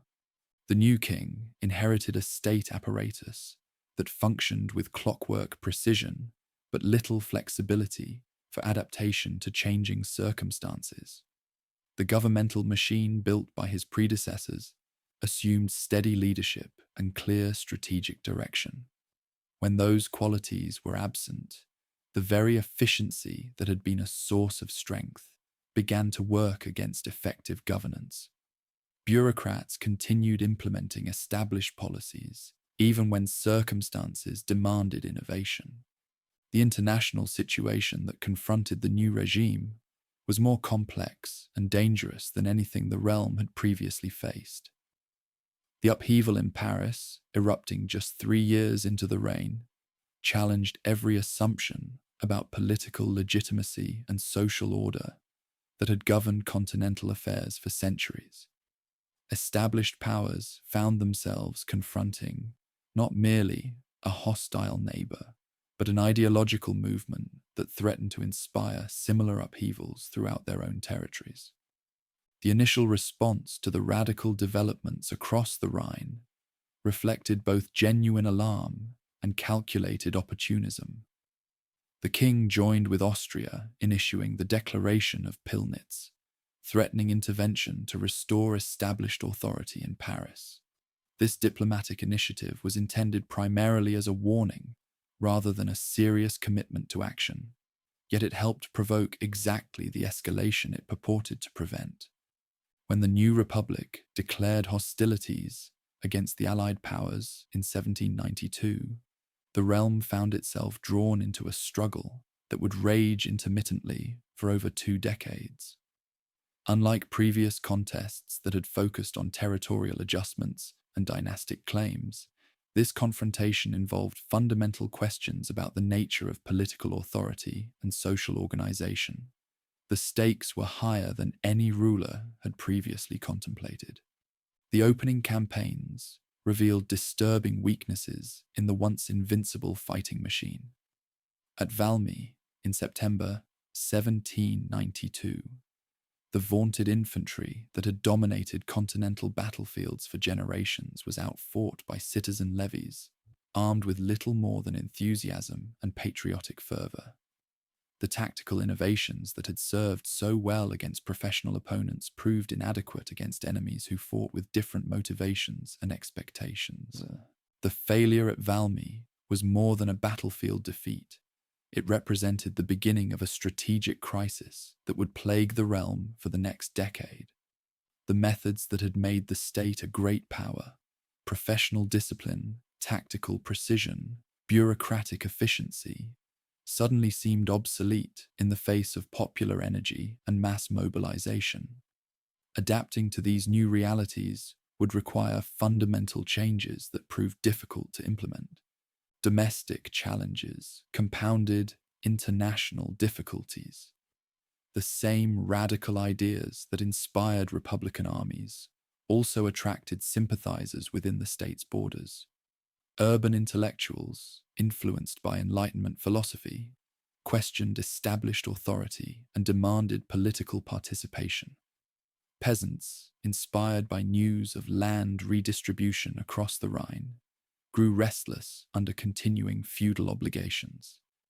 The regime faced the delicate task of maintaining internal stability while fighting external enemies who proclaimed universal liberation. The second and third partitions of Poland provided temporary distraction from these mounting problems while offering substantial territorial gains.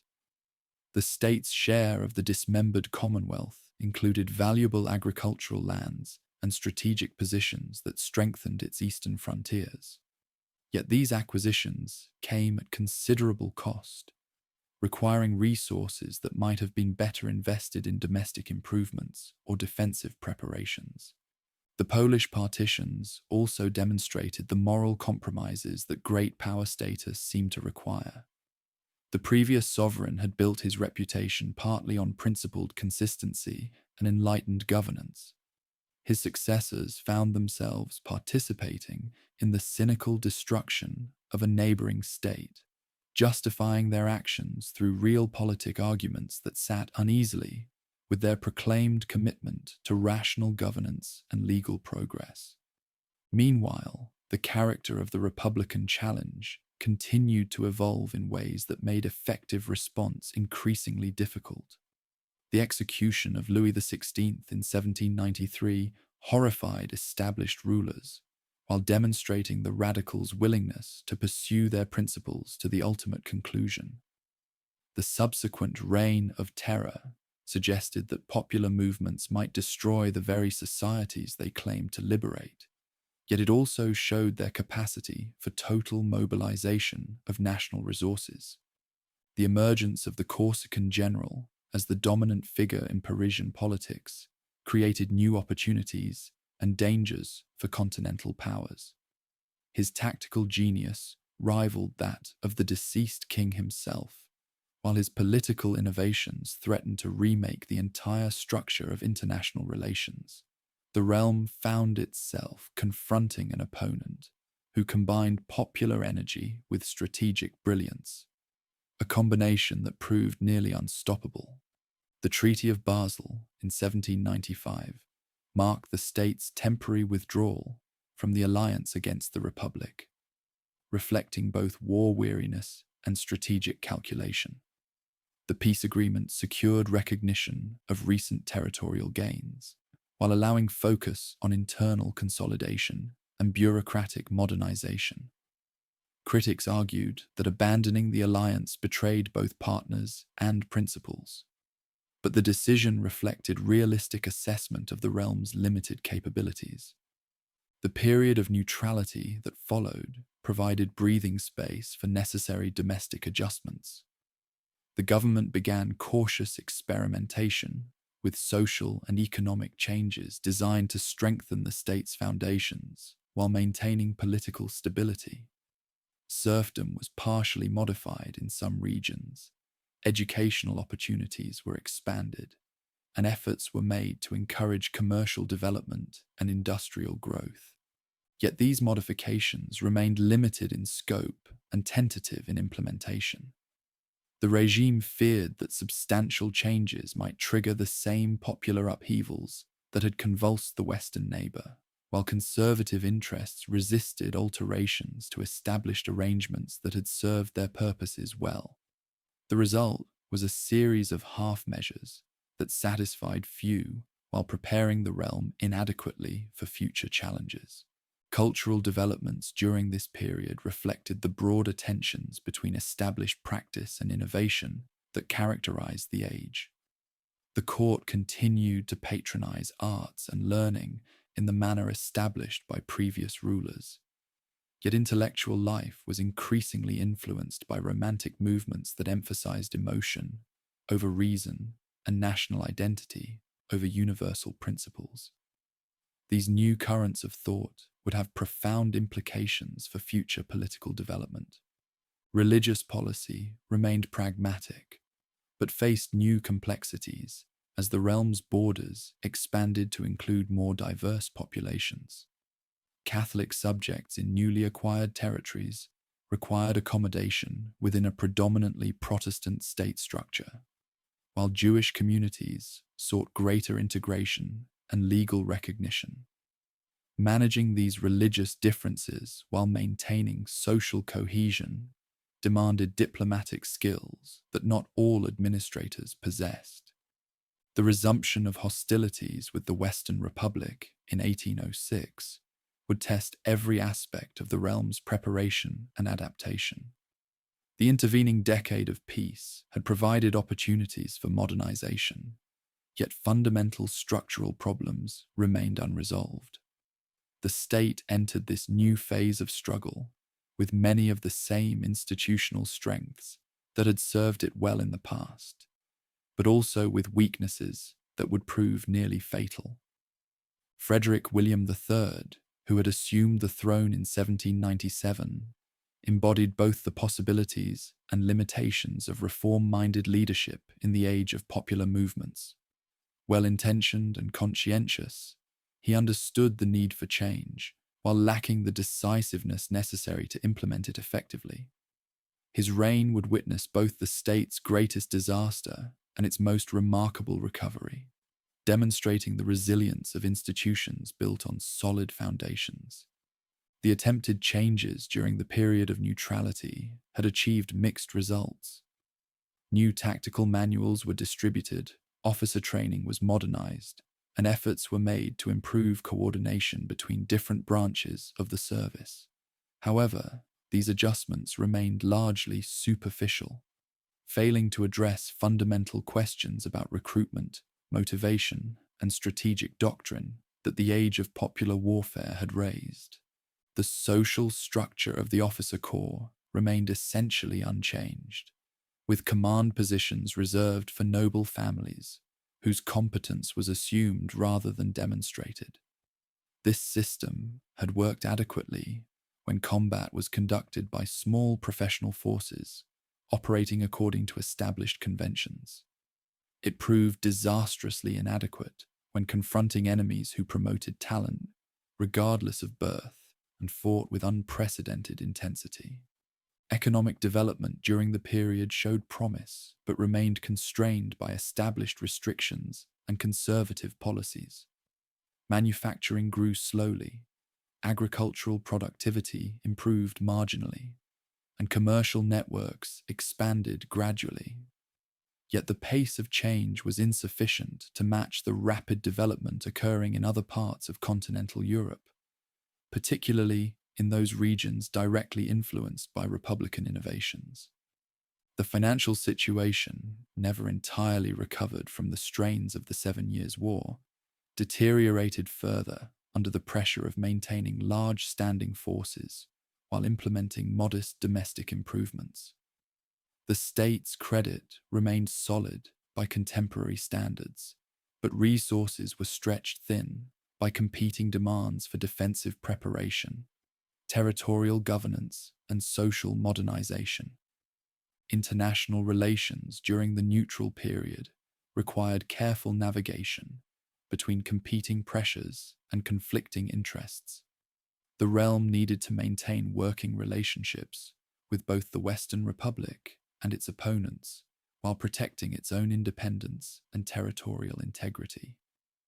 This diplomatic balancing act became increasingly difficult as the continental situation polarized around irreconcilable ideological positions. The formation of successive alliances against the Corsican leader placed the state in an awkward position, as both its strategic interests and its ideological preferences suggested participation in anti-republican partnerships. Yet practical considerations argued for caution, given the demonstrated effectiveness of enemy forces and the uncertain reliability of potential partners. The resulting policy of selective engagement satisfied no one while preparing the realm inadequately for decisive confrontation. By 1805, the international situation had crystallized in ways that made continued neutrality impossible. The general's coronation as emperor had formalized his dominance over the Western Republic, while his victory at Austerlitz had demonstrated his continued tactical superiority over Allied forces. The state faced a stark choice between accepting subordination to foreign hegemony or risking everything in one final effort to preserve its independence. The decision to join the Fourth Alliance against the Corsican reflected both moral conviction and strategic necessity. The regime could not accept permanent subordination to a foreign power without betraying everything the previous sovereign had achieved. Yet it also recognized that the chances of success were uncertain at best. The campaigns that followed would determine whether the institutional foundations laid by previous generations were strong enough to survive the ultimate test.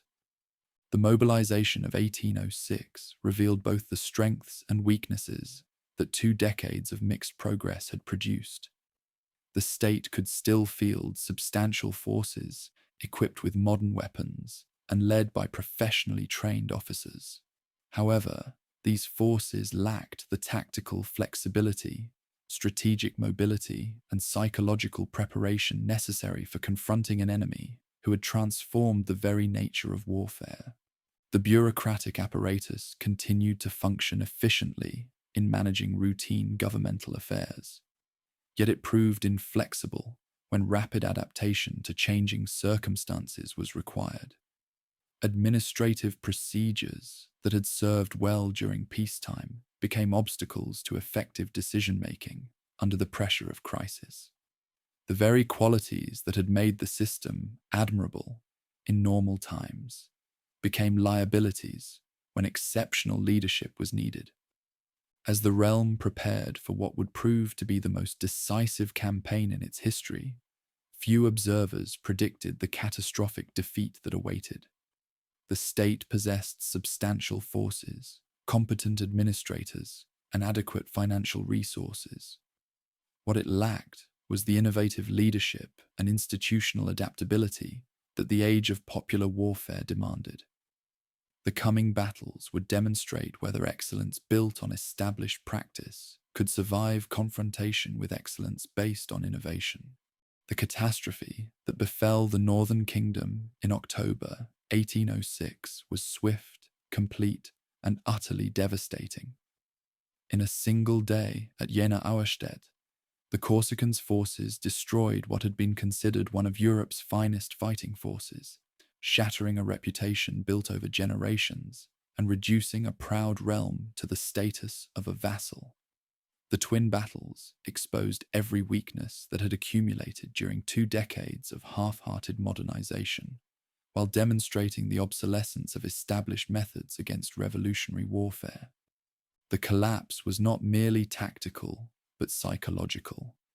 The same troops that had marched against the enemy with confidence and ceremony dissolved into panic and confusion when confronted with tactics they could not comprehend.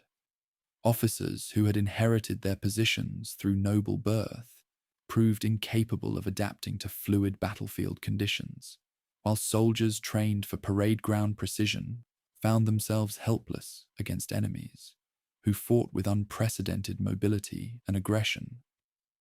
The king's flight from his capital marked one of the most humiliating moments in the dynasty's history. Berlin fell without resistance, its gates thrown open to enemy columns that occupied the city as conquerors. The royal family fled eastward toward their remaining territories, pursued by hostile cavalry and abandoned by the very institutions that had once made their realm formidable. The fortress of Magdeburg, considered impregnable and stocked with supplies for extended siege, surrendered after minimal resistance. Fortress after fortress followed suit, their commanders either lacking the will to fight or fearing the consequences of defying seemingly invincible enemies. By November, enemy forces had overrun virtually all of Western and Central territories, leaving only the easternmost provinces under royal control. The Treaty of Tilsit, signed in July 1807 after further disasters, reduced the proud realm to half its former size. The Western territories were incorporated into the new Kingdom of Westphalia under Jerome Bonaparte, while substantial eastern regions were transferred to the Duchy of Warsaw. The rump domain that remained was burdened with crushing indemnities, forbidden to maintain significant forces, and occupied by foreign garrisons that served as constant reminders of its subordinate status. Yet from this nadir of national humiliation would emerge one of history's most remarkable revivals.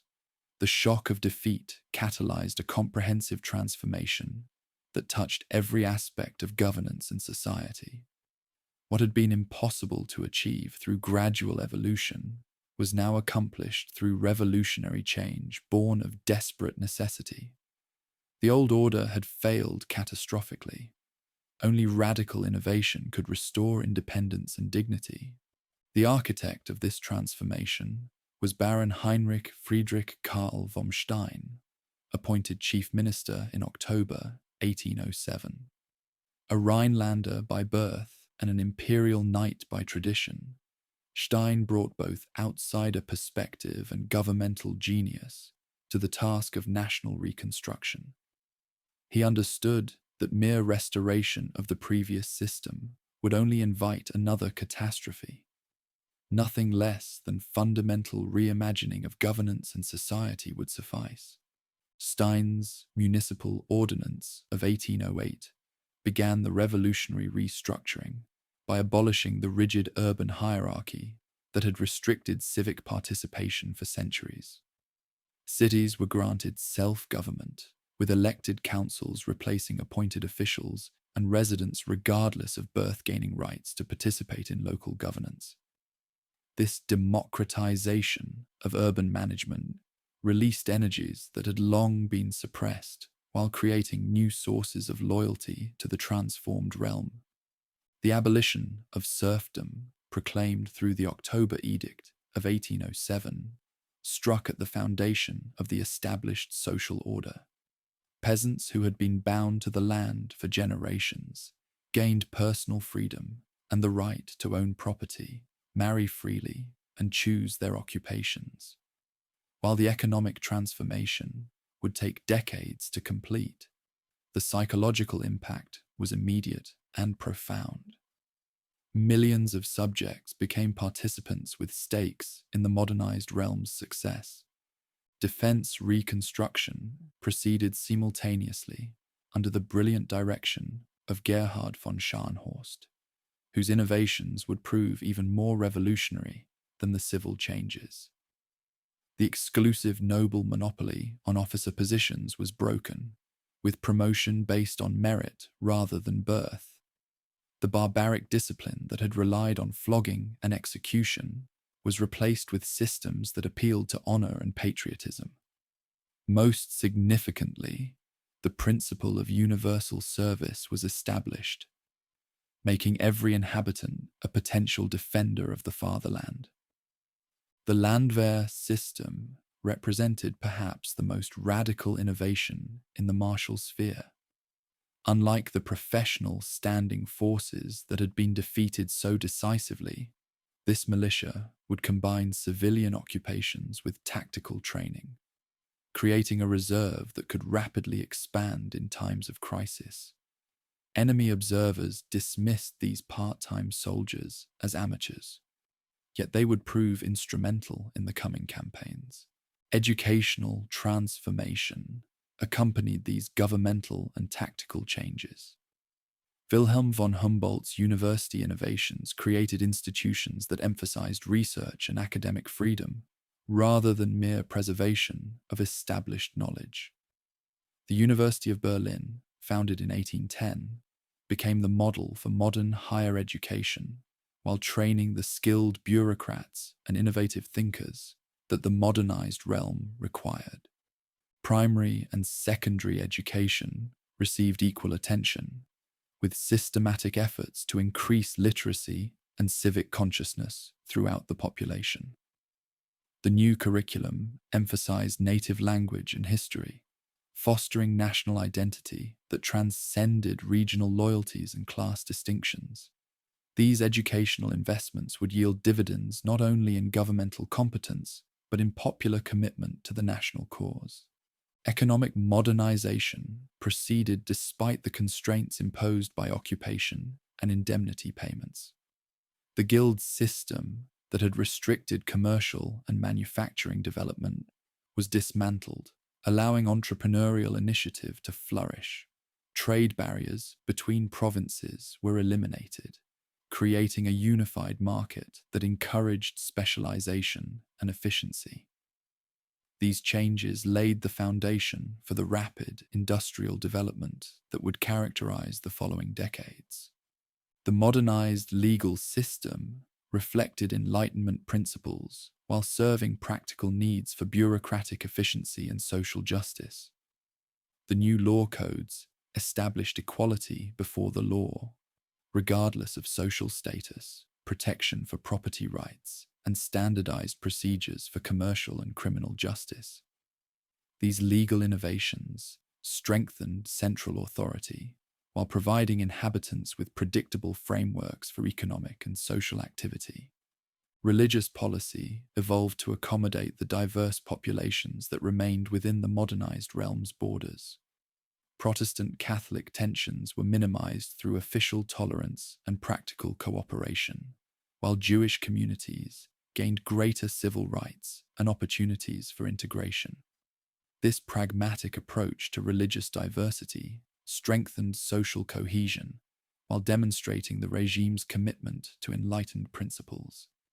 The continental system, designed to exclude British trade from European markets, inadvertently accelerated economic development by forcing the creation of domestic alternatives to British manufactured goods. Local entrepreneurs established textile mills, iron foundries, and mechanical workshops that provided both employment and industrial experience. These wartime necessities would become the foundation for peacetime prosperity. Popular resistance to occupation took various forms, from passive non-cooperation to active sabotage and intelligence gathering. The modernized government quietly encouraged these activities while maintaining official compliance with occupation requirements. Underground networks developed that would prove invaluable when the time came for open rebellion against foreign domination. The burning of Moscow in September 1812 and the Corsicans' subsequent retreat from Russia provided the opportunity that innovators had been preparing for since the dark days of 1807. The Grand Army's destruction in the Russian winter demonstrated that the seemingly invincible emperor was indeed mortal. The transformed realm was ready to seize this chance for freedom and revenge. The secret convention of Tauroggen, signed by General York in December 1812, marked the beginning of the realm's return to great power status. By withdrawing his corps from enemy service and declaring neutrality, York defied explicit royal orders, but expressed the national will that the innovations had created. His action forced the king's hand and committed the domain to the path of freedom. The royal proclamation to my people in March 1813 formally declared the War of Independence and called upon all inhabitants to join the struggle for freedom. The response exceeded all expectations, as volunteers flocked to the colours in numbers that dwarfed previous recruitment efforts. The Landwehr proved its worth, expanding the effective fighting forces far beyond what established methods could have achieved. The campaigns of 1813 to 1814 demonstrated the effectiveness of the revolutionary transformation that had been accomplished in just 6 years. The modernized forces fighting alongside Russian and Austrian allies, proved capable of matching enemy tactical innovations while adding innovations of their own. The part-time soldiers fought with motivation that professional mercenaries could not match, defending soil they now owned and institutions they had helped create. The Battle of Leipzig in October 1813 marked the decisive turn in the independence struggle. The largest engagement in European history to that point saw over 500,000 combatants clash in a 4-day battle that ended with the Corsicans' first major defeat on home soil. The northern forces played crucial roles in the victory, demonstrating their complete recovery from the disasters of 1806 to 1807. The pursuit of enemy forces beyond the Rhine and the eventual occupation of Paris in March 1814 completed the remarkable reversal of fortunes. Troops who had fled their own capital just 8 years earlier now marched as victors through the enemy's greatest city. The transformation from vassal to victor exemplified the possibilities inherent in comprehensive innovation and national mobilization. The Congress of Vienna in 1815 formally recognized the realm's return to great power status while redrawing the map of Europe. The domain received substantial territorial compensation in the Rhineland, providing access to the emerging industrial regions that would fuel future economic growth. The new boundaries created a more compact and defensible territory, while placing the northern power at the center of regional political development. The final test came during the Corsicans' 100 Days' return from Elba. The Battle of Waterloo in June 1815 saw the northern forces under Blücher arrive at the crucial moment to ensure Wellington's victory and the Emperor's final defeat. The timely intervention demonstrated both the tactical effectiveness of the modernized forces and the political reliability of the transformed realm as a partner in the European balance of power. The institutional legacy of the innovation era would prove as important as its immediate tactical and political successes. The principle of advancement through merit rather than birth became permanently established in both civil and martial spheres.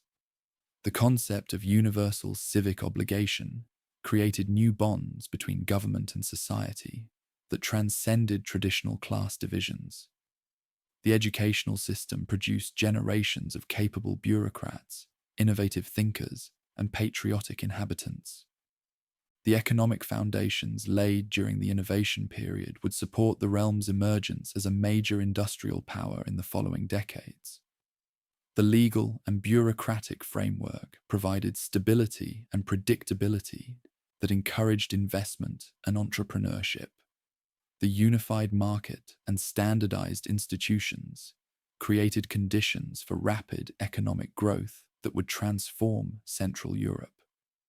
Most significantly, the innovations demonstrated that comprehensive transformation was possible when crisis created opportunity and visionary leadership provided direction. The dark years between 1806 and 1813 had seemed to threaten the very survival of the northern domain. Instead, they became the crucible in which a more capable and resilient nation was forged. By 1815, the realm had not merely recovered from the catastrophe of 1806, but had emerged stronger than ever before. The territory that had once depended on the genius of a single ruler now possessed institutional strengths that could survive changes in leadership. The domain that had been defeated by revolutionary enemies had itself become revolutionary, transforming not only its own structure, but influencing the entire course of European development. The road from Jena to Waterloo represented more than tactical recovery. It exemplified the possibilities of renewal through innovation. The northern example would inspire similar transformations throughout Europe, while establishing the institutional foundations for the eventual unification of the region under its leadership. The phoenix that had risen from the ashes of 1806 was now ready to spread its wings across the continent.